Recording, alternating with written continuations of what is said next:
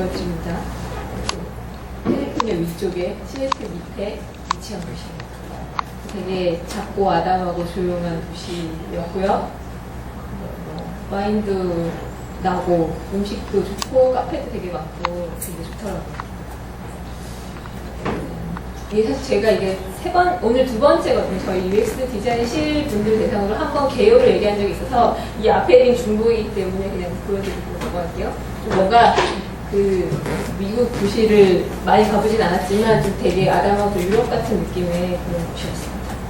날씨는 비가 좀 많이 오는 곳이었고요. 올 때까지 비가 왔어요. 그래서 공부하기는 뭐 나쁘지 않았습니다. 이 UX 이머전 행사는 올해 처음인데 이 유전 스페이스 엔지니어링이라는 데는 다들 한번 들어보셨을 거예요. UI.com에서 뉴스레터도 많이 나오고 그런 뭐 관련된 정보들을 계속해서 보내는 그 컨설팅 회사고요.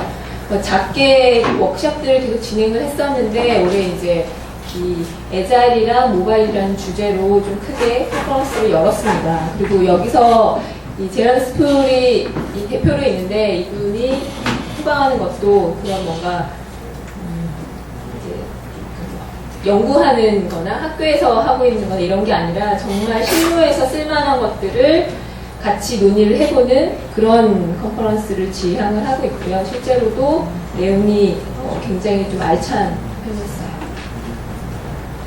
방금 말씀드렸던 것처럼 아예 여기는 주제가 두 가지로 딱 정해져 있었어요. 애자일과 모바일. 그래서 3일 동안 세션이 계속 이 얘기로 이제 집중이 되는 그런 거였고요. 사실 모바일은 환경적인 측면에서 저희가 이제 모바일 서비스를 해야 되니까 이게 뭐 어쩔 수 없이 하실 수밖에 없고요. 애자일이 이제 오히려 저는 관심이 있어서 여기를 가보게 됐거든요. 애자일 방법론이 개발에서 이제 시작된 방법론이잖아요. 근데 여기에 UX나 디자인이 어떻게 같이 인발부가 될 건가 자연스럽게 녹아들어서 그 흐름에 맞출 건가를 고민을 많이 하는 그런 자리였고 그런 사례들을 같이 공유를 했습니다. 전체 이제 발표자분들 중에 제가 이제 동그랗지만 제가 들었던 세션이고요. 오늘 할 거는 저기 오른쪽 위에 있는 저 분을 할 거예요. 린 UX라는 얘기를 하시면서 최근에 이제 이 애자일 UX를 전파하는 데 많은 활동을 하고 있고 뉴욕에 있는 프루프라는 회사 에이전시에서 직접 실무도 하고 있습니다. 오늘 이제 주로 얘기할 거는 이 워크숍이 풀데이로 진행이 됐어요. 그래서 그 얘기들을 좀 추려서 되게 장시간 동안 진행됐던 워크숍인데 간단하게 요약을 해서 1시간 반 내에 전달을 해드리도록 하겠습니다. 제가 옆에 왼쪽에 땡땡땡 쳐놓은 그 휴베이어라는 분의 UX 인사이드 애자일 디벨롭먼트 저것도 잠깐 들었는데 저분이 컨텍스추얼 디자인이라는 책을 오래전에 써서 되게 유명하고 그 회사도 되게 유명해요. 컨텍스추얼 인쿼리로. 그래서 이제 여기서 애자일을 어떻게 얘기할까가 궁금해서 잠깐 들어갔었는데 아무래도 이 오른쪽에 있는 린유익스를 얘기하시는 분이 훨씬 좀 더 진보적인 그런 좀 살아있는 것 같은 느낌이 들어서 중간에 좀 세션을 바꿨습니다. 아까 말씀드렸듯이 이 세션에서 그 전반적인 거는 그 일부 디자인실에 계신 분들 대상으로 디자인 중심으로 한번 공유를 드렸고요. 오늘은 애자일과 UX에 대한 얘기를 해보도록 하겠습니다. 원래 오늘 계획을 할 때 이 발표 자료를 이제 3번을 만들어야 되니까 고민을 많이 했어요. 어떻게 하면 가장 적은 노력을 들여서 빨리 할 수 있을까? 그리고 발표도 어떻게 하면 이제 잘 전달을 할까? 고민을 막 하면서 이제 내용들을 막 담고 여기 지금 액티비티가 좀 있어요. 워크숍을 하다 보니까 사실 액티비티를 같이 해보는 게 이런 전파 교육을 할 때 제일 많이 남더라고요. 그래서 제가 어저께 생각을 한 게 사람이 적게 오면 액티비티를 하고 사람이 많이 오면 그냥 얘기만 해야지라고 생각해서 지금 되게 애매해지고 있어요. 점점 자꾸 들어오셔서 막 액티비티 하려고 준비를 해놨는데 이건 좀 뒤에 시간을 한번 보고 하겠습니다. 아까 말씀드렸던 이 컨퍼런스는 애자일이랑 모바일이라는 두 가지 주제를 계속해서 모두가 다 이제 그거를 중심에 두고 얘기를 해요. 일부러 그런다기보다는 그런 사람들을 불렀고요. 또 이제 그런 걸 얘기를 하다 보니까 계속 한쪽으로 이제 얘기가 집중이 되는데 제가 좀 키워드라고 생각되는 애를 뽑았어요. 그래서 이 제럴드 스프리 키노트에서 얘기를 했던 것 중에 이제 가장 강조를 했던 게 제너럴리스트거든요.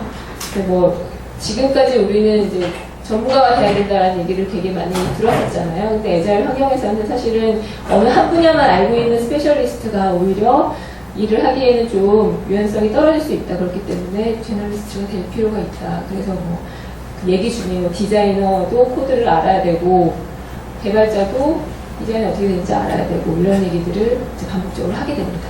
그래서 뭐 패널 토크 했었는데 뭐 구글의 디자이너나 트위터의 디자이너들이 와서 페이스북은 디자이너들이 코딩을 하는 게 디폴트잖아요. 그 구인 공고가 나갈 때 거기 아예 딱 들어있는데 트위터나 구글도 마찬가지로 그렇게 한다고 얘기를 하더라고요. 질문들을 사람들이 했어요. 정말 꼭 그런 걸 해야 되는 사람만 갈 수 있니?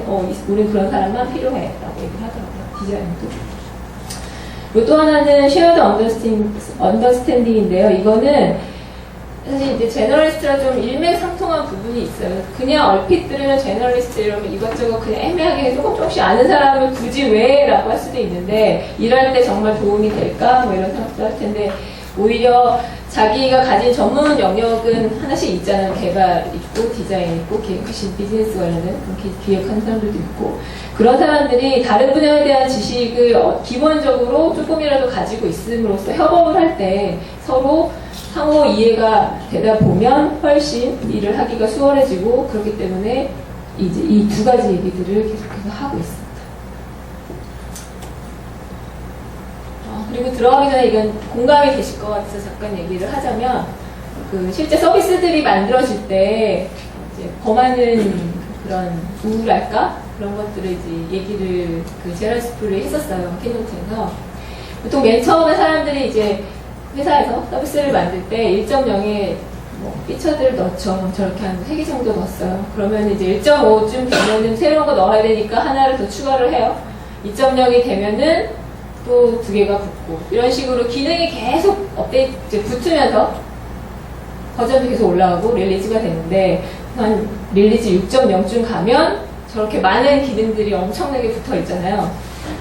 저 밑에 이제 파란 선이 쭉 그어져 있는 게 피처에서 익스피리언스로 넘어가는 단계인데 릴리즈 6.0에 파란 공 5개가 있잖아요. 저게 이제 사용자들이 사용하는 기능, 정말 필요한 기능들을 추려서 저걸 뽑아내서 7.0에 그러면 우리는 저 많은 것 중에 사람들이 딱 쓰는 저것만 뽑아가지고 릴리즈 7.0을 만들래. 근데 이 순간이 이제 피처에서 익스피리언스로 넘어간다고 볼 수 있는데 실제 우리의 현실에서는 이 같은 회사가 1.0에서 7.0으로 가는 일이 거의 없어요. 오히려 7.0으로 가는 거는 지금 컴퓨터가 나와 있는데 새로운 경쟁자가 나타나서 그 일을 하는 거죠. 왜냐하면 이 6.0까지 만든 회사는 기존에 갖고 있는 게 너무 많기 때문에 7.0으로 가기가 너무너무 힘들거든요. 버리는 것도 사실 쉬운 일이 아니라서 알지만 못할 수도 있고 몰라서 못할 수도 있고요. 그래서 세상이 이제 그렇게 변하고 있다. 그리고 이제 그 모바일 회사 예를 들었습니다. 예전에 노키아 같은 회사가 엄청난 제품 라인을 갖고 있었잖아요. 매장에 가면 어느 제품이 어떤 종류의 제품이 있는지를 한 번에 알 수 없을 정도로 고르기 힘들 정도로 많이 만들다가 이제 지금은 거대 공룡이 돼서 점점 이제 추락을 하고 있고요. 애플이 오히려 나타나서 사람들이 필요한 걸로 샥 만들어가지고 지금 시장을 지배하고 있잖아요. 그래서 그런 것들을 예를 들었습니다. 그래서 그 UX 관점에서 보더라도 피처가 늘어나면 당연히 복잡성이 늘어날 수밖에 없고 경험은 떨어질 수밖에 없어요. 그리고 사실 만드는 사람들 입장에서도 피처가 늘어나는데 잘 만드는 게 얘기로는 이런 거 저런 거 다 넣고 잘 만들어야지 라고 말하지만 사실은 그게 현실적으로 그렇게 쉬운 일도 아니고 사람들이 그 많은 기능들을 다 필요로 하지도 않죠. 대체로는. 그런 문제가 있고 그러면 이게 그렇다고 이제 알면은 사실은 6.0에서 7.0으로 갈 수도 있는 거잖아요. 아까 오늘 발표 하는 걸 전달하려는 그 주제가 린 UX 얘기를 했다고 했는데 그 사람이 린 스타트업이랑 에자일 방법론을 접목을 해서 린 UX라는 걸 얘기를 했어요. 린 스타트업은 저도 읽어보지는 못했는데 아이디어가 있으면 일단은 빌드를 하고 제품이 나와. 그러면 그거를 측정을 해가지고 데이터를 보고 거기서 뭔가를 학습을 알게 되겠죠. 깨닫겠죠. 그리고 나면 다시 아이디어를 넣어서 이게 선순환이 되면서 계속 애드온이 되는 게 아니라 중간에 없어지기도 하잖아요. 샘플로 나온 것 중에 카약 이런 이제 그 여행 서비스 이런 것들도 나왔는데 거기 같은 경우가 웹에 엄청나게 기능이 많은 서비스였는데 아이패드랑 아이폰을 대응하겠다고 서비스를 다시 만들면서 플랫폼이 바뀌다 보니까 기능을 다 담을 수가 없잖아요. 그러면서 자연스럽게 사람들이 무슨 기능을 쓰지라고 하면서 다 없애버렸대요. 그래서 아이패드를 업데이트하고 오히려 웹을 다시 그걸 기준으로 없앴다는 그런 사례들이 있었거든요. 근데 이제 제가 봤을 때 저희 회사 같은 경우는 이 만드는 것까지는 하는데 매저를 하고 데이터를 기반으로 뭔가를 빼는 게 사실 우리한테도 그렇게 쉬운 일은 아닌 것 같습니다. 린 US에서도 린 스타트업에서도 얘기를 하는 게 일단 사람들이 나 이런 거 만들고 싶어가 아니라 이거 진짜 만들어야 되는 거 맞아?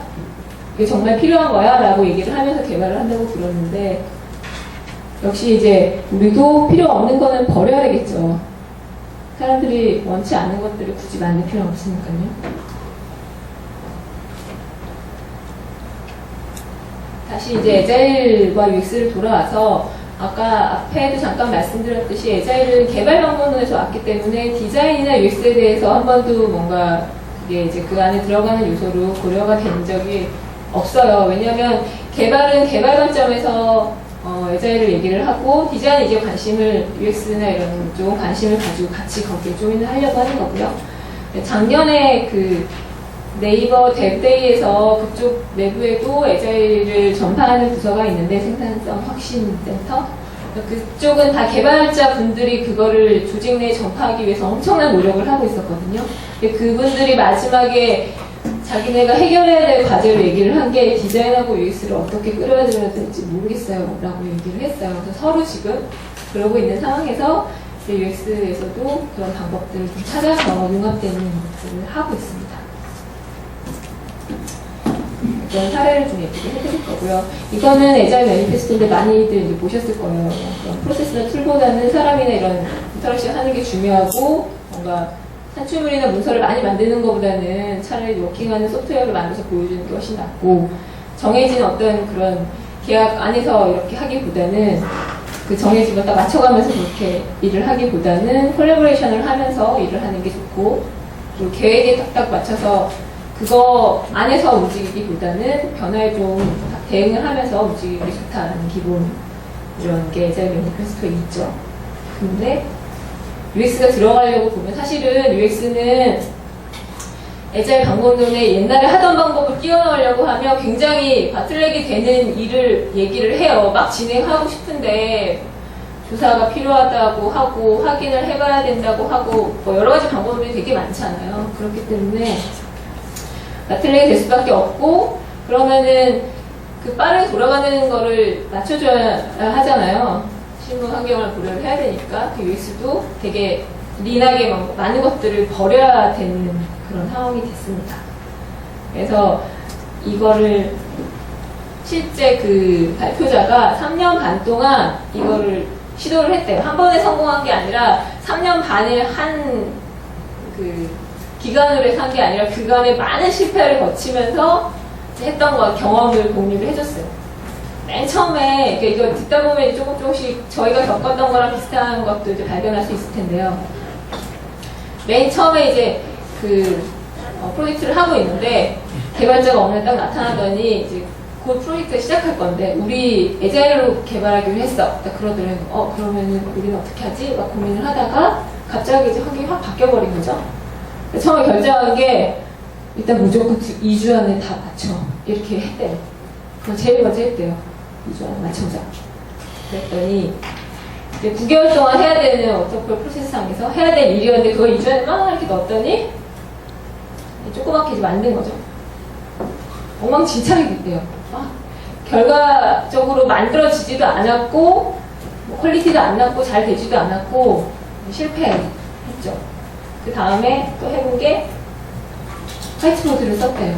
사실 이거 저희도 그 스마트서클 회의하면서 그 팀장님들끼리 화이트보드 얘기 되게 많이 했거든요. 왜냐하면 현황판이 있음으로 인해서 사람들에게 동일한 정보가 제공이 되고 그것 때문에 내가 지금 뭘 하고 있는지를 알게 되고 그런 도움이 되는 게 되게 많아서 현황판이나 대시보드 얘기를 굉장히 많이 해요, 에자일에서. 근데 이 사람들도 이걸 도입을 했대요. 지금 이게 실제 그 사무실 사진인데 거의 이 한 층에 10개가 넘는 화이트보드가 막 있었다고 하더라고요.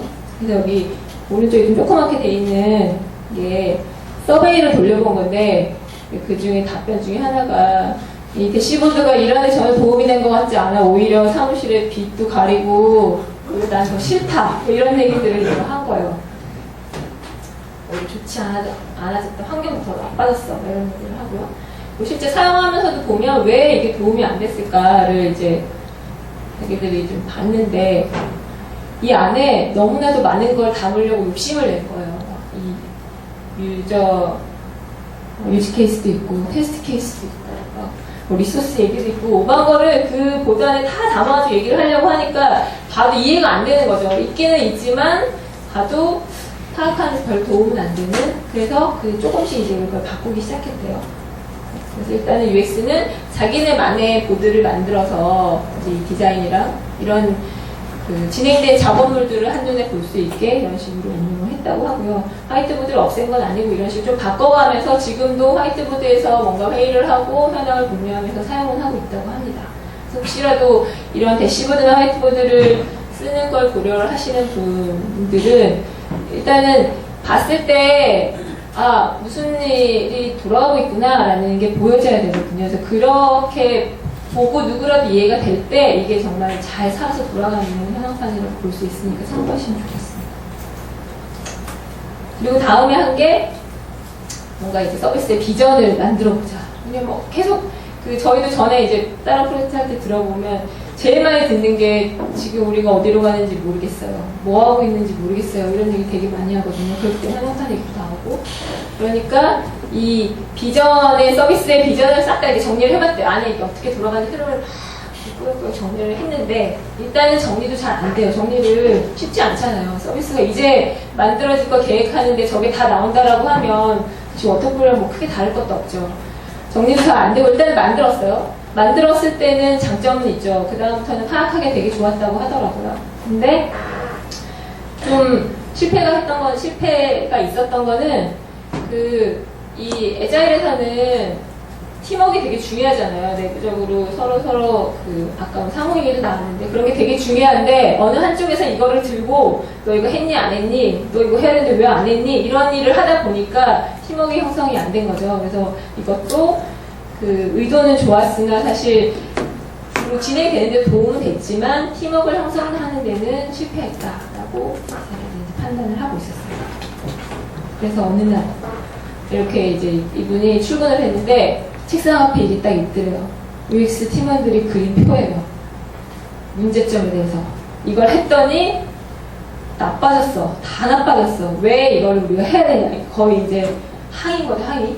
팀원들이 같이 그렸는데 거기에 이제 이 네모층이 잘 안 보일 텐데 보면 아이데이션 할 시간 없어서 이 서비스 진행하는 거 따라가기 바쁘니까 깊이 생각할 시간도 없고 아이데이션 할 시간도 없고 우리가 뭐 화면만 그리는 사람이야? 막 그 비즈니스는 언제 고민해? 막 이런 얘기들 막 하고 당연히 못하죠. 그렇게 쫓아가 막 가야 되니까 그런 얘기도 있고 그리고 서비스 그러니까 만들어진 제품의 품질도 떨어져 그런 얘기도 있고 그런 불만에 섞인 얘기들이 전달이 됐다고 하더라고요.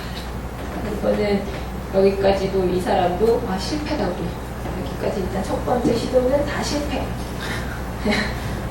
그러니까 UX 팀 UX 디자인 하는 사람들의 분위기 너무 나빠졌고 그리고 퀄리티도 좋지 않고 그리고 디자인 하는데 시간을 많이 쏟을 그런 것도 없었고 뭐 일에 대한 뭔가 하고 나서 이거 되게 뿌듯하고 막 이런 것도 없고 멤버십도 전혀 없고 그래서 그렇게 일단 1차는 끝났어요.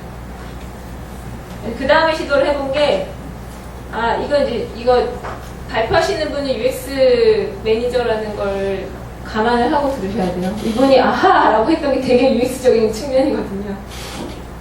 근데 이것들을 다 이렇게 한 번에 이제 다 넣어가지고 한번 해봐야겠다라고 다시 고민을 해요. 그러면서 이제 생각을 한 게, 왜 우리가 테스트를 안 빼먹었지? 이렇게 된 거예요. 막 빨리 만드는 거에 막 이렇게 집중을 하느라 유저비 테스트를 안 해본 거죠. 그래서 그 다음에 시도를 한 게 2주마다 있으면 이터레이션 할 때 그 2주마다 테스트를 진행을 했대요.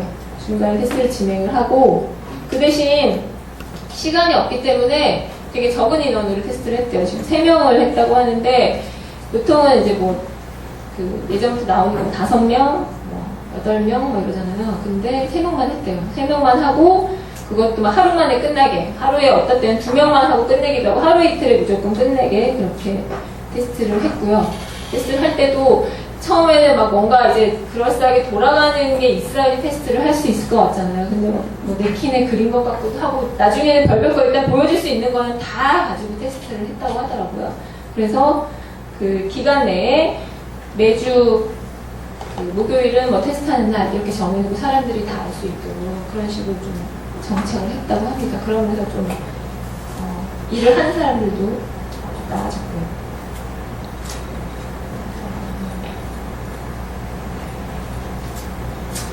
그래서 그 테스트를 계속 하면서 사용자 피드백이 계속 오니까 저희도 일하다 보면 되게 개수업을 하는 경우 되게 많잖아요. 사람들 생각이 다 다른데, 그리고 늘 얘기하지만 저희가 유저가 아니잖아요.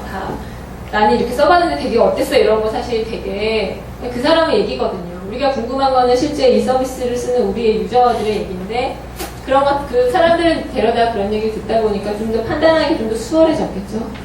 그리고 테스트를 되게 가볍게 빨리빨리 하다 보니까 비용도 적게 해서 테스트를 할 수가 있었고요. 그런 게 있었어요. 그래서 이제 UX 팀 매니저가 평가하기로는 그래 대체로 좀 이거는 좀 성공적인 것 같아라고 판단을 했습니다. 그리고 나서 이제 이건 조직적인 관점에서 생각을 한 건데 그 전까지는 근데도 뭔가 이렇게 살짝 잘 안 되는 것 같다라고 생각을 한 게 팀이 이제 다 나눠져 있었대요. 특히나 UX 같은 경우는 약간 이제 하나의 조직이 있으면서 여러 개의 서비스를 서포트해주는 그런 식으로 역할을 했었는데 이거를 이제 서비스 단위별로 담당자를 묶어서 배정을 했더니 그리고 나서는 이제 좀 더 코어하기 훨씬 더 좋아지고 도움이 됐다 그런 얘기를 하더라고요. 아무래도 계속해서 같은 고민을 하다 보니까 유대관계가 생기고 일하기도 좀 좋아지거든요. 그래서 자체적으로는 여기까지로 해서 일단은 3년 반 동안 이런저런 시도들을 계속해서 반복을 했는데 결과적으로는 나중에는 원하던 게 빠르게 개발이 되고 퀄리티 높아지고 그런 것들을 얻었다라고 얘기를 합니다. 그래서 이분이 지금 민UX랑 자기가 본인이 했던 사례들을 굉장히 많은 곳에 얘기를 하면서 여러 가지 그런 것들을 전파를 하고 있어요. 그리고 가장 이제 중요하게 얘기하는 게 늘 아까 나왔던 상호 이해예요. 심지어 아까 워딩도 있었는데 민UX 혹은 에자일에서 상호 이해는 화폐와 같다. 화폐가 없으면 경제가 아예 돌아가지가 않잖아요. 성립이 안 되잖아요. 그런 것처럼 같이 일하는 사람 간의 상호 이해가 중요하다라는 걸 강조를 합니다. 민UX는 앞서도 얘기했던 것처럼 린 스타트업이랑 에자일 방법론에서 이거를 착안을 해서 만든 거고요. 일단 가볍고 빨리 어떻게든 그걸 빨리 만들어내고 디자인을 빨리 만들어내고 그거를 할 때도 뭔가 산출물을 어떻게 되게 거창하게 만들어야지 이런 게 아니라 실제 이제 나가서 확인할 수 있는 거 그리고 그게 정말 유저들이 사용하는 경험에 중점을 두고 해야 된다라는 얘기를 하고 있는 거고요.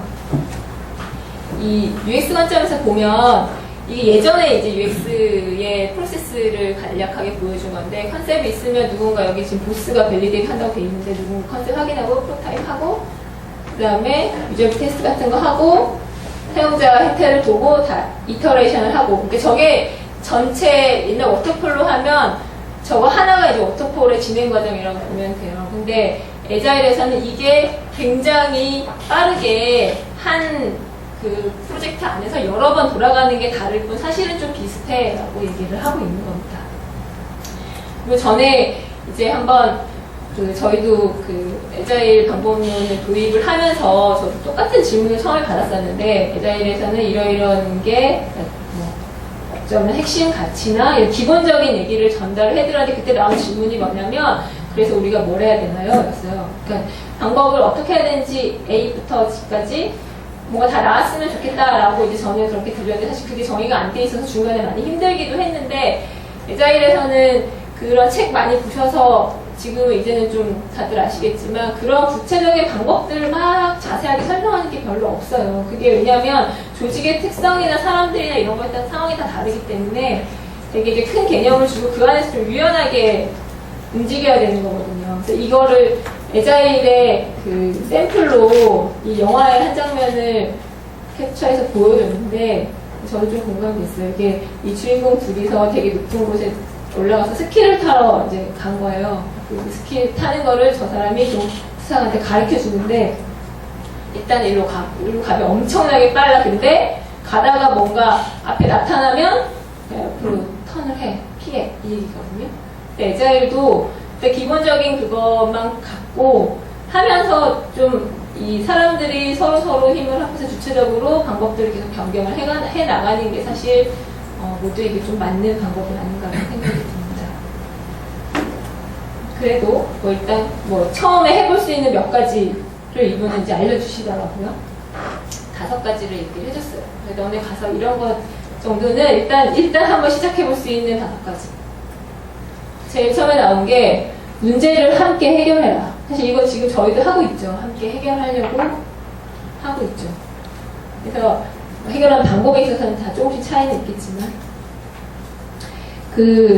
보통 이제 여기서는 UI를 그리고 디자인을 하고 이런 걸 이제 UX 디자인에서 다 하고 있는데, 그러면 개발자 분들이랑 같이 별로 커뮤니케이션 하지 않잖아요. 그래서 주로 계속해서 말을 하는 게, 기본적으로는 지금 에자일의 UX를 어떻게 합치려고 막 고민을 하고 있는 거니까 개발자들이랑 같이 해라 이거.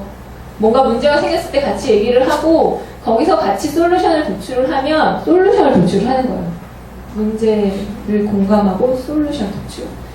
그걸 하고 나면, 그게 끝나고 나면 그 다음에 각자 일을 바로 진행을 할 수 있다는 거예요. 굳이 이 사람한테 이게 저렇고 저렇고를 설득하지 않아도 같이 문제를 고민을 하고 솔루션을 얘기를 했다면 저 회의가 마치는 순간 각자 가서 자기가 할 일을 생각하겠죠. 개발자분들은 자기가 제일 먼저 해야 될 일을 생각을 해서 뭔가 그걸 구현해서 보여줄 수도 있고요. 그래서 이거를 강조를 하고요. 그 다음에 이제 스케치인데요. 이거 그냥 디자이너가 이거 지금 화이트보드에 그린 거거든요. 근데 여기도 이제 직접 작업할 때 저런 화이트보드에다가 같이 이렇게 모여있는 상태에서 막 그린대요. 앞에 나왔더니 문제 해결을 같이 하는 거랑 비슷할 수도 있는데, 예를 들어서 개발자분들이랑 디자이너랑 기획하시는 분들은 서서 뭔가 문제가 있는 화면들을 막 이렇게 그리면서 이렇게 해볼까? 아이디어를 듣고 그런 식으로 결정을 하고 나서 이 화면을 보고 간 사람이 좀 믿을 수 없는데 이렇게 만들었다고 하더라고요. 마법 같죠? 그러니까 이게 이제 맥락을 읽어야 되는 거예요. 많은 얘기를 했겠죠, 여기서. 설명해줘. 여기는 이거야. 줄 하나 껐지만 이게 무슨 내용이야. 이런 얘기를 했겠죠. 그래서 이런 이제 스케치에 가볍게 뭔가를 서로 빠르게 생각을 공유할 수 있는 방법으로서 스케치의 강점을 얘기를 하고 있는 겁니다. 말도 안 된다고요? 한번 해보세요. 한번 해보고 얘기하셨죠? 그 다음에 이제 아까 나눈 테스트 하는 거고요. 뭔가 이제 문서를 막 만들려고 하는 게 아니라 실제 돌아가는 걸 보고 그거 가지고 얘기를 해라. 기본적인 얘기고요. 그 다음에 이제 페어로 일해라. 이거 되게 다른 팀 사람이에요. 이 얘기하는 게 크로스 펑셔널리 페어를 하라는, 이렇게 하면 사실 기분 나쁘겠죠. 저렇게 누르고 올라가면서 페어를 하는 거는 아닌 것 같은데, 개발에서 에자일 방법론 개발 방법론에서 페어 프로그래밍, 짝코딩 많이 얘기를 하잖아요. 근데 여기서 이제 저희가 얘기를 하는 거는 개발이랑 디자인이 함께 일을 하면 빠르다라는 걸 얘기를 하는 거예요. 기본적으로 이 사람들이 했던 에자일 프로젝트는 같은 공간에서 다 일을 하고 있어요. 그래서 저도 이제 끝나가서 물어봤는데 커뮤니케이션 하는 게 사실 되게 힘들기 때문에 어떤 방법이 좋을까라고 물어봤는데 제일 먼저 얘기를 한 게 같이 일해? 그거 물어보고요. 같은 공간에 있니? 아니? 얼마나 멀리 떨어져 있어? 이렇게 나오는 라고 하니까 그 다음에 물어본 게 데일리 스크럼 해? 그거였어요. 그 두 가지 맥락을 딱 보면 알겠지만 커뮤니케이션이거든요. 서로 무슨 일이 진행이 되고 있는지를 잘 아는 게 디폴트로 형성이 되어 있어야 그 다음에 뭘 할지 얘기하기도 이제 좋은 거죠.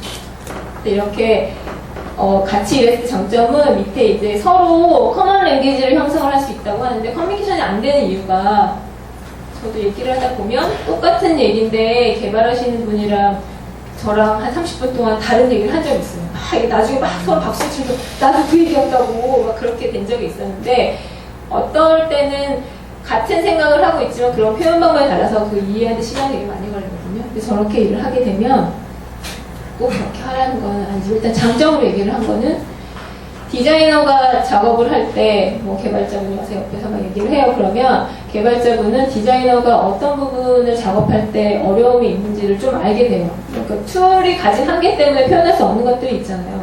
마찬가지로 디자이너분이 개발자와 긴밀하게 붙어서 일을 하게 되면 우리는 되게 쉽게 생각하고 넘기는 그런 커스터마이징 된 컴포넌트들이 구현하는데 엄청나는 시간이 많이 걸리고 효율성이 떨어진다는 것들을 실제 보면서 체감할 수도 있겠죠. 그런 장점이 생긴다고 볼 수 있겠습니다. 5가지 중에 이제 마지막이 스타일 가이드인데요.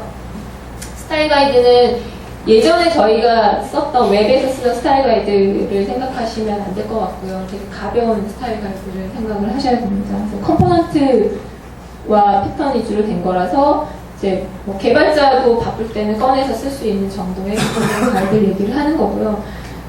최근에는 좀 트렌디하게 이거는 웹에만 해당되겠지만 라이브 스타일 가이드라고 해서 CSS나 HTML로 된 가이드들도 많이 쓰고 있다고 합니다. 그렇게 하면 이제 업데이트하기 훨씬 수월하니까요. 그것도 많이 쓴다고 얘기를 하고 있어요. 그리고도 좀 더 뭐 린UX에 대한 어떤 그런 특별하달까 뭐라 특징을 얘기를 하자면 일단 크리틱이에요. 이게 이제 크리틱이 막 잘했니 못했니 이런 비평을 한다기보다는 디자인에 대해서 일찍부터 자주 이제 의견을 들으면서 한 번 하고 끝내는 게 아니거든요. 디자인도 마찬가지고 개발도 마찬가지고 기본적으로 맞춰가는 거잖아요. 빨리 만들고 이게 잘 만들어지게 점점 이렇게 좁혀가면서 얘를 좀 견고하게 만들어가는 과정이기 때문에 되게 중요하다. 한 번에 갈 수 없다. 아이디어한 게 한 번에 그렇게 딱 갈 수 없고, 솔루션은, 현실은 저쪽으로 이제 갈 수 없는 거죠. 중간중간에 피드백을 받아서, 우리가 좀 원하는 결과에 근접하게 갈 수 있다는 얘기를 하고 있습니다. 그리고 계속 뭐 얘기하지만, 같이 일하는 사람들이 서로 잘 화합이 되어 있고, 동기부여가 잘 되어 있어야지 일이 잘 돌아간다. 그리고 중요한 게 저렇게 돼야지 앞으로 나갈 수 있거든요. 이 에자일 UX, 에자일 방법도 마찬가지지만 일단 앞으로 나가야 돼요. 가만히 제자리에 서 있으면은 리듬도 깨지고 어쨌든 계속해서 움직여야지 더 좋은 걸 만들 수 있거든요.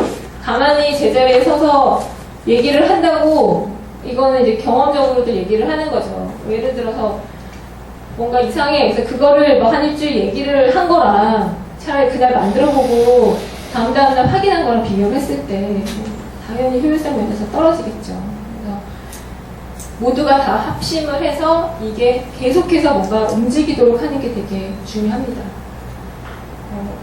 에자일 같은 경우는 끝나지가 않잖아요. 옛날에 워터폴은 뭐 하다가 마지막에 다 끝나면 서로 막 되게 뿌듯하게 헤어지고 뭐 이런 것도 있었는데 계속해서 끊임없이 반복되는 형태의 개발 방법론이기 때문에 이게 중간에 이렇게 딱 멈추거나 하는 순간 이제 사람들을 지치게 하는 거죠. 이런 것들은 같이 좀 생각해 볼 필요가 있겠습니다.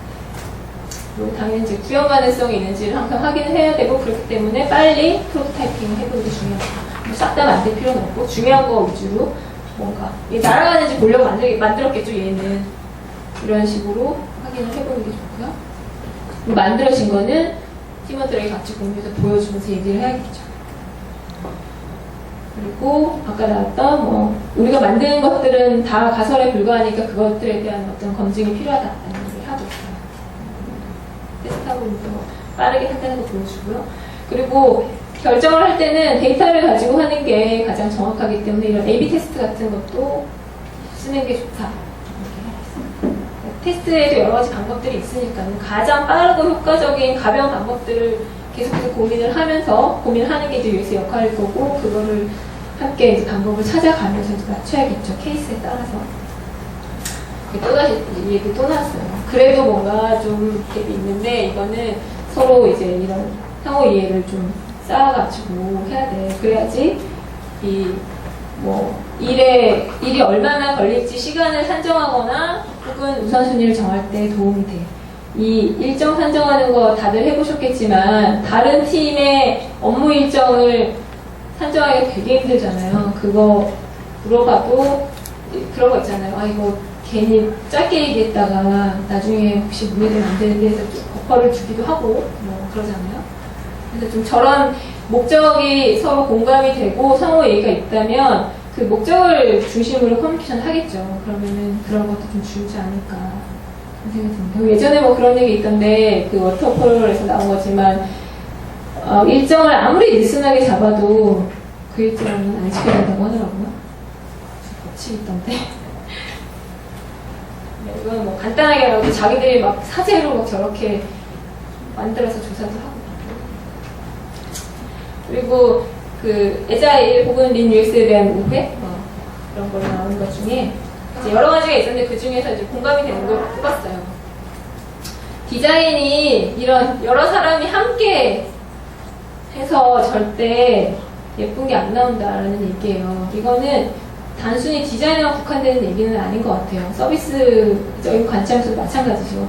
모두가 같이 공감을 하고 상호 이해를 하는 게 중요한 거지 모두가 같이 그거를 재단하는 건 아니거든요.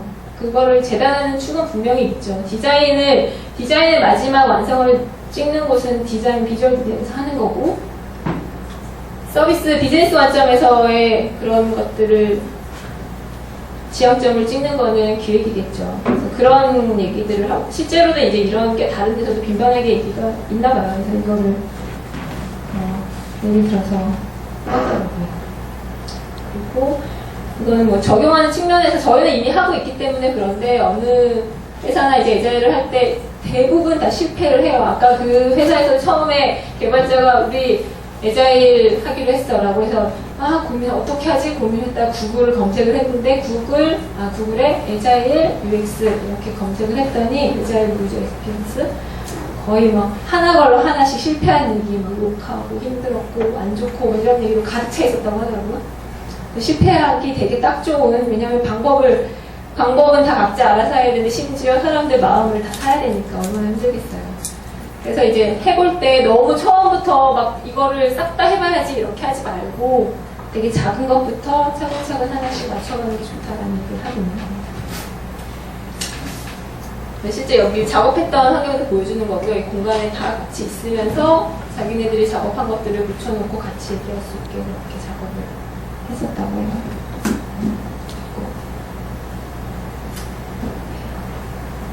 그리고 이거는 간단하게 설명을 드리자면 이거는 다들 아실 텐데 저희가 액티비티 하기 전에 그냥 간단한 용어 소개들을 한 거였어요. 아시는 분들은 다시 들으시고 혹시나 다른 게 있으면 얘기해 주시고 스크럼은 에자일 방법론 중에 하나죠. 스크럼은 이제 그 시간을 딱 정해놓고 가는 그런 방법이고요. 그리고 팀원들이 스스로 하는 거고 그래서 그 팀 내의 책임감도 되게 높은 그런 걸 얘기를 하고 그런 특징이 있어요. 유저 스토리는 그 엔드 유저한테 뭔가 가치를 줄 수 있는 그런 거를 가장 작은 단위로 정의를 하는 거예요. 그래서 이 에자일에서 얘기를 하는 게 그래놀러 얘기를 되게 많이 하겠는데 작게 쪼갤수록 훨씬 유연해지잖아요. 덩어리를 그래서 어떻게든 조그맣게 만드는 것들을 많이 얘기를 합니다. 근데 이 유저 스토리를 쪼개는 것도 지금 쉽지는 않더라고요. 그래서 해보면서 좀 익혀가야 되지 않나라는 생각이 들고 그리고 유저 스토리에는 제 생각에 개발하시는 분이랑 무조건 같이 해야 될 것 같아요. 왜냐면 결국은 유저 스토리에 그러니까 이 모든 거에 주축이 되는 게 이제 개발이잖아요. 개발해서 만들어야지 뭔가 이게 이렇게 빨리빨리 돌아갈 수 있고 보고 확인할 수도 있고 뭐 이렇게 되는 건데 유저 스토리를 예를 들어서 뭐 서비스 관점에서 유저 스토리를 정의를 한다거나 온리 뭐 디자인의 UX 관점에서 정의를 한다거나 이러면 그게 개발하는 사람들 입장에서는 다르게 또 볼 수도 있기 때문에 같이 하는 게 되게 중요한 것 같습니다. 저희 예전에 그 프로젝트, 스냅스타일 프로젝트에서 한번 하려고 했었는데 잘 안 돼서 개발하시는 분들도 경험이 많이 있고 나서 좀 더 수월해지는 것 같아요. 그래서 조금씩 해보는 게 어떨까 하는 생각이 들었습니다. 백로그 만드는 서비스들이 있다고 들었어요. 잘 보셔야 되는데 맨 앞에 있는 거 있잖아요. 유저 스토리 우선순위가 있는 게 백로그거든요. 하고 싶은 걸 다 넣는 게 아니라 뭘 할지 우선순위가 있어야지 걔가 이제 쓰임새가 있는 거예요. 그게 그냥 한 통에 다 들어있으면 뽑기도 아니고 뭐 계속 의견이 분분할 수밖에 없잖아요. 그래서 우선순위가 매겨져 있어야 되고 이 우선순위도 같이 얘기를 해서 결정을 하는 게 좋습니다. 스프린트는 스크럼에서 쓰는 그 이터레이션 그 하나 박스라고 보면 될 것 같고요. 그리고 스프린트가 끝날 때마다 항상 뭔가 워킹하는 소프트웨어가 나온다. 이게 기본이죠. 스탠드업은 아까 얘기했던 그 각자 이제 어떤 것들을 하는지 매일매일 공유하는 스탠드업 미팅 얘기를 하는 거고요. 이게 되게 단순한 것 같으면서도 잘 안 되는 것 같아요. 스탠드업, 데일리 스크럼이니 뭐 스탠드업 미팅이 이게 지금 우리가 뭐 하고 있고 너는 뭐 하고 있고 나는 뭐 하고 있다라는 걸 서로 공유하는 거거든요. 그거를 아까 저 앞에 실패 사례처럼 누군가 종이를 들고 와서 너 이거 했니? 뭐 너 이거 해야 돼? 라고 푸시를 하는 게 아니라 서로 이거를 컨텍스트를 읽는 게 되게 중요한 자리거든요. 그래야지, 왜냐면 이제 이 잘 되는 사례를 보면 어떠냐면 내가 오늘 사용자 조사를 하기로 했는데 지금 스크립트를 할 사람이 없어서 난 좀 고민이야 라고 얘기했을 때 옆에 있던 기획하시는 분이 그래 그러면 내가 오늘 들어와서 해줄까? 이런 게 이상적인 그림인 거죠. 내가 뭔가 문제가 있을 때 그것들을 같이 힘을 합해서 협업을 해서 빨리 돌아가게 만들어주는 그런 용도로 쓰는 게 좋고요. 이슈를 공유하고 그 문제에 대해서 같이 똑같은 시선으로 그걸 맞춘 다음에 해결 방법을 찾아가는 그런 면에서 되게 중요하다는 생각이 듭니다. 그리고 계속해서 대면을 하다 보면 그 상호 이해도 쌓이겠죠. 중요한 거는 이거 길게 하지 않는다는 건 다 아시죠? 15분, X 30분. 그리고 회고도 하시는 것도 있고, 뭐 이렇게 정기적이진 않지만, 이제 뭐, 하는 것도 있고, 안 하는 것도 있고, 그럴 텐데, 일단 기본은 다들 아시다시피 스프린트 끝날 때마다 하는 건데, 뭘 잘했고, 뭘 못했고, 다음번에 그래서 뭘 해야 될지, 하는 것 같아요. 되게 만족도가 높은 액티비티 중에 하나예요. 처음에 시작하기는 어려운데. 이것도 역시 이제 맥락 같아요. 우리가 뭘 했고, 거기서 뭘 얻었나를 서로 알고, 그리고 앞으로 뭘 해야 되나를 알아가는 그런 장점이 있는 거죠. 이터레이션 플래닝 미팅은 다음 이터레이션에서 할 것들에 대한 이제 계획을 같이 얘기를 하는 거고요. 이걸 하면서 이게 얼마나 시간이 걸릴지랑 뭐 스토리에 대한 것들을 같이 합니다. 이쪽 사례에서 얘기를 했던 거는 그 아까 얘기했던 것처럼 이게 너무 애자일을 쭉 길게 가는 프로젝트이기 때문에 나름대로 안에 규칙을 만들었대요. UX 관점에서 이제 이 사람들을 만든 거죠. 테스트하는 날을 딱 정해놓고 뭔가 이터레이션 플래닝 하는 날, 아이디에이션 하는 날, 테스트하는 날 딱 정해놓고 이러면 사람들이 계속 그 안에서 이제 돌다 보니까 좀 다이나믹하게 돌아가는 장점이 있었다고 해요. 그리고 이거는 그래서 또 고민이네요. 아까 얘기했던 함께 제일 처음에 얘기한 게 문제를 같이 해결하라 였잖아요. 그거를 저희 이제 액티비티로 했어요. 이게 원래는 한 90분 정도 걸렸거든요. 제가 지금 이렇게 규모를 보니까 할 수는 없을 것 같아요. 설명을 간단하게 드리는 걸로 하겠습니다. 제일 처음에는 그 픽셔널이라는 작은 액티비티를 해요.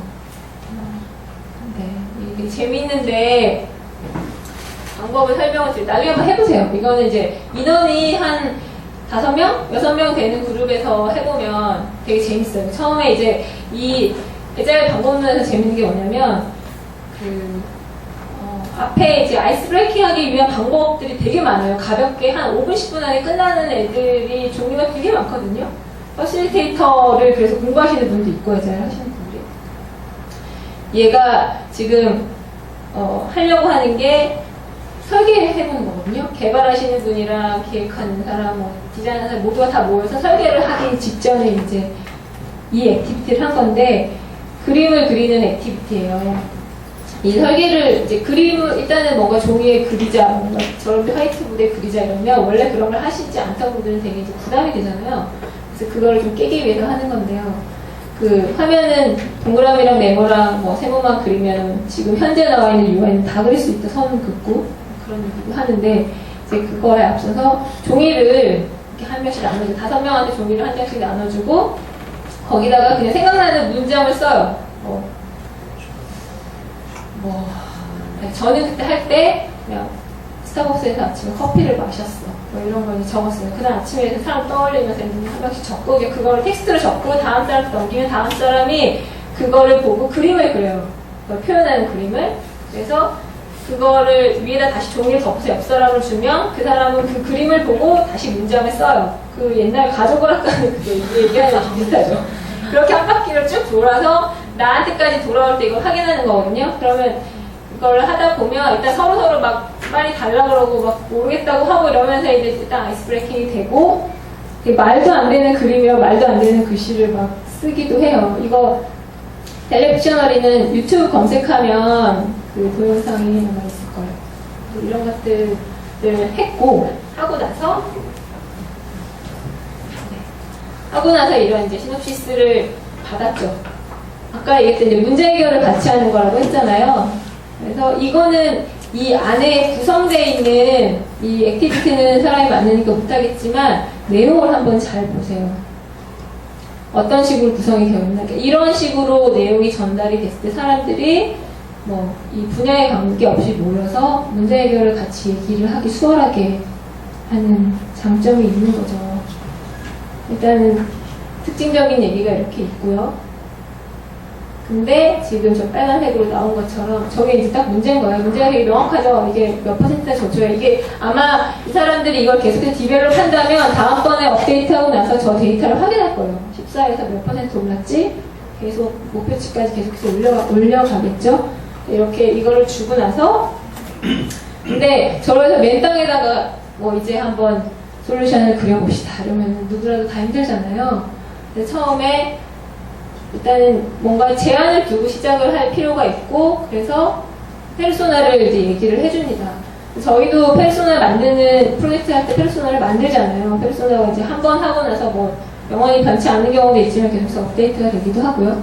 일단 기본적으로는 리서치 기반으로 정리된 페르소나가 가장 좋아요. 당연하겠죠. 그게 가장 현실에 가까운 사람이니까. 근데 이제 에자일 UX는 시간이 없잖아요. 뭐 오늘 저런 같이 모여서 문제 해결하는 게 저기 뭐 이틀 3일 아니거든요. 그날 끝나는 거예요. 그날 아까 저 종이를 아침에 받았으면 그거 한두 시간 그리고 오후에 헤어져서 일하러 가는 약간 그런 구조라고 생각하시면 돼요. 그래서 임시로 만드는 페르소나도 가능해요. 하지만 이제 그때 가설을 세우고 어떤 유형의 사람들을 우리의 유저라고 생각을 하고 만들었을 텐데 이거는 반드시 확인을 해야 하는 거죠. 이게 뭐 소설 속의 인물이 되면 시장에 나갔을 때 아무 의미가 없으니까요. 그리고 아까 얘기했던 가치 문제를 해결함에 있어서 그 사람들은 우리가 이게 누구를 위해서 그 서비스를 만드는지, 그 사람들이 어떤 사람들인지에 대한 감이 있어야 돼요. 자기를 막 머릿속에 그리면서 막 나는 심지어는 이거 지금 구인구직하는 그런 거였잖아요. 전문가 목계 온라인 구인구직. 근데 막 나는 뭐 IT 회사에 다니는데 막 내가 구인한다고 생각하면서 막 이렇게 하고, 그렇게 하기보다는 정말 특정한 사람을 이렇게 떠올리면서 같이 커뮤니케이션을 해야지 똑같은 얘기가 될 확률이 많겠죠. 그래서 이 퍼소나의 샘플을 줍니다. 이것도 한번 이제 나중에 이 자료는 공개될 테니까 한번 읽어보세요. 이 내용들이 어떤 내용들을 하고 있는지. 그러니까 이 정보를 아까 얘기했던 게 이 서비스의 특징은 구인 구직자들이 구직자와 구인하는 사람이 서로 커뮤니케이션 할 수 있는 기능이 있는 건데 그걸 안 쓰는 게 문제잖아요. 그거를 대한 이제 그래서 이런 정보를 언제 확인했는지를 이렇게 넣어주고 어떤 사람이고 뭘 원하고 있는지 얘기를 해줘요. 이 사람은 그 매장에서 일하고 있는데 SNS나 이메일을 수시로 스마트폰으로 확인을 하고, 그리고 지금 작업 찾기 위해서 올려놨는데 아무런 반응이 없어가지고 이 서비스 별로 쓰고 싶지 않아. 뭐 이런 사람이다. 그리고 또 한 명은 매니저인데 이 사람은 좀 더 좋은 자리를 찾기 위해서 이걸 하는데 컴퓨터 확인하기 되게 힘들고 이런 다른 데 찾고 있다는 보스가 알려지면 안 되고 시간도 없고 전화도 뭐 그런 스마트폰도 아니고 그런 게 되게 힘들다라는 얘기를 이렇게 해주고 그 다음에 이제 저희가 화면을 그리기를 하는 거거든요. 원래는 하려고 했었는데 각자 그래요. 처음에는 이거는 요 방법대로 한번 액티비티 해보시는 것도 좋을 것 같아요. 실제 업무를 할 때. 제일 처음에는 각자 이 문제 처음에 나왔던 그 신호부에 있는 상황과 우리의 유저를 두고 각자 이제 그거를 해결하는 그림을 그려요. 그래서 이 처음에 이제 뭐 주고받는 이런 게 있어야 되니까 뭔가 보여주려나? 저희가 했던 건데 여기 사람이 설명이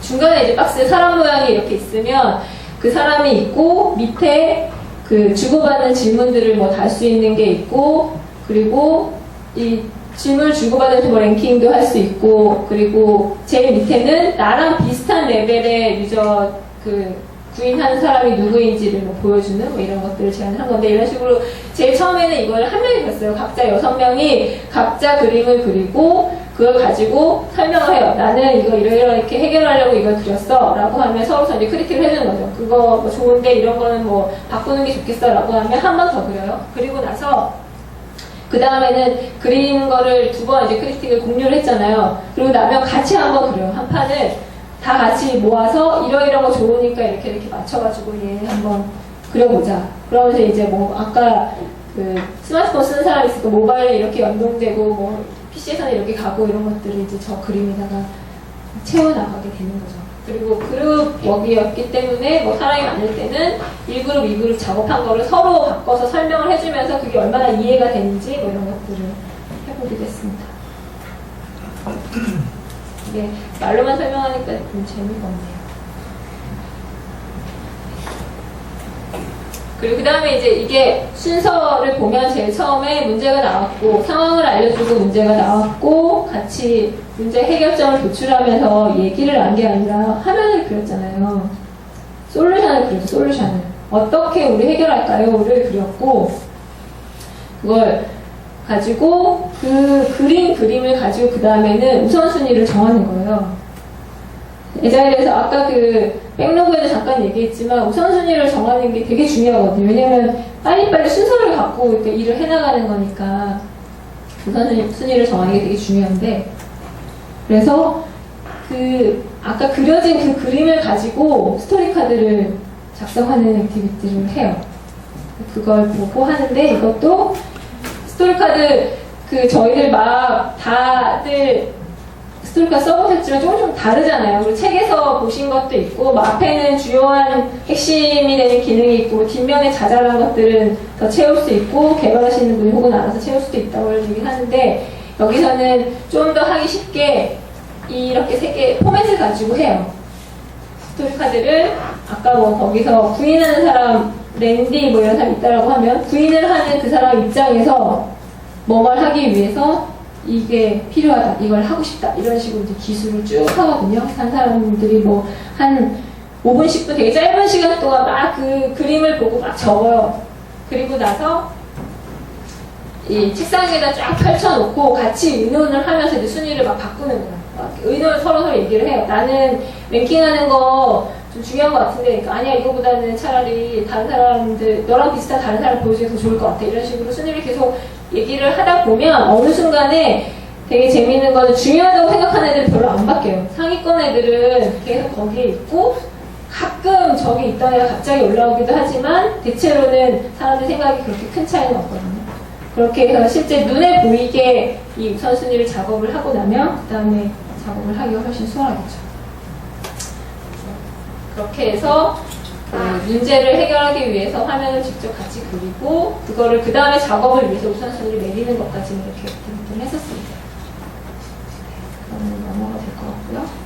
그래서 그 린US에서 얘기를 하는 게 에자일이랑 US를 어떻게 잘 이렇게 합칠 거냐라고 하는 얘기를 이제 마지막에 정리를 하는데요. 그 앞에 나왔던 얘기들을 종합하는 겁니다. 같이 팀으로서 함께 문제를 해결하고 스케치를 빨리 자주 같이 함께 좀 고민을 해라. 그 얘기를 막 이런 거 어때 저런 거 어때 뭐 얘기하는 것보다는 직접 그려서 보여주는 게 가장 좋은 거죠. 그 빌드를 빨리 만들어서 직접 보여주세요 하는 거랑 똑같은 거예요. 우리 아이데이션 하는 사람들도 구체적인 걸 그려서 보여주고 피드백을 받는 게 가장 이제 정확하겠죠.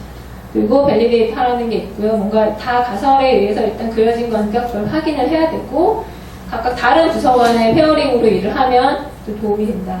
스타일 바이트 얘기가 있고요. 아까 얘기했던 것처럼 좀 안에 그 스크럼이나 이터레이션 안에서 리듬을 좀 유지를 하는 게 중요하다.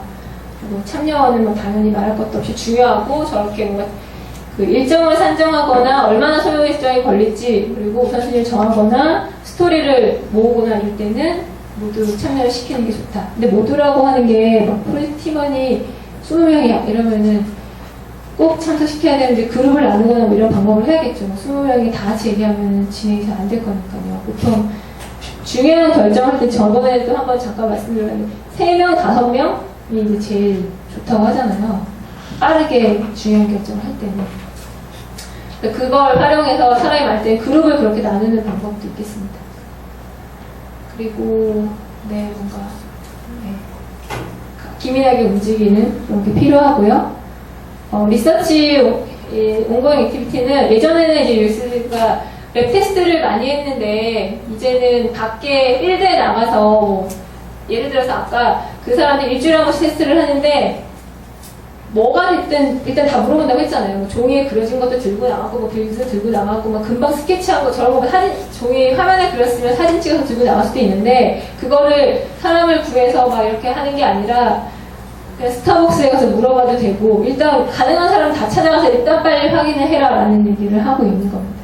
정량, 정성 둘 다 정량 데이터는 시스템에서 쌓이니까 확인하기가 좀 더 낫겠죠. 잘 쌓이고 있다면. 네.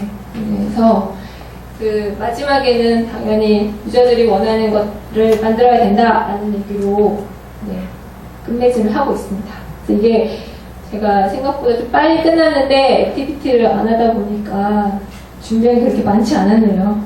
혹시 궁금한 거 있으면 질문해 주시겠어요? 없으신가요? 이 에자일을 저희가 도입해서 업무를 하고 있잖아요. 뭔가 하면서 우리는 이런 게 되게 어렵던데 그런 얘기는 없었나요? 이런 것도 괜찮고요. 아니면 그냥 궁금하신 게 있을 것도 같고 없으신가요?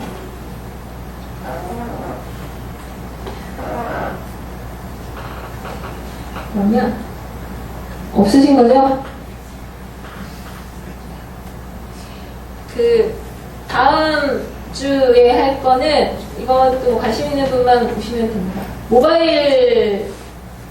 모바일 폼 디자인, 모바일 인풋 디자인에 대한 걸 할 거고요. 그 루크라는 웹폼 디자인 되게 유명한 그 UI 디자인 아시죠? 라오에. 그 사람이 했던 워크샵이었고요.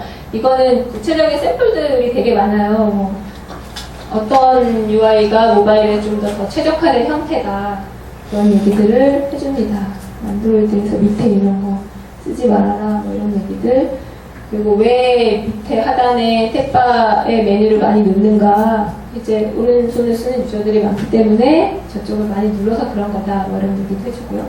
모바일 환경화에서는 사람들이 저렇게 한 손으로 대충대충 이게 되게 몰입해서 보는 게 아니라 슬쩍슬쩍 보기 때문에 그런 걸 감안해서 뭐 LOL을 낮춘다던가 지나치게 막 작고 디테일한 것들 표현하는 건 오히려 비효율적일 수 있다 뭐 이런 얘기를 합니다.